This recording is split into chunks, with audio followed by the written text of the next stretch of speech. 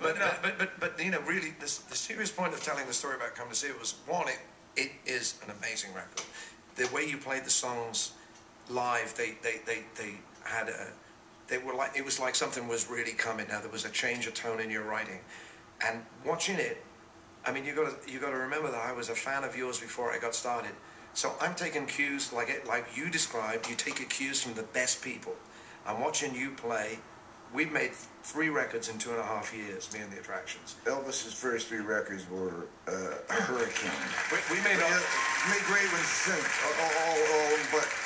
but those, you had the perfect storm of first 3 records going on. It was just like, whoa, you know, songwriting, you know, it's like you're watching everybody that's out there. I mean, you're looking over your shoulder the whole time. All right, it actually sort of never stops. But those things were like, wow, they were. Well, thank you. That's too kind. Yeah.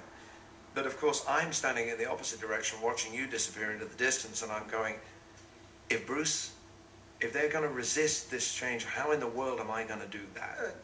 I think at the time, you know, like it had been a long time in between records, and we knew the record was a different kind of record. That was the idea.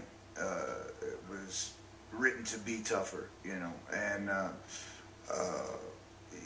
there was influence from the punk scene and your stuff, and you know, there was a lot of tough music that came out of England in those years, you know, and I love those early Buzzcocks records, all the Clash singles, because you couldn't get the records at the time, you had to get the singles.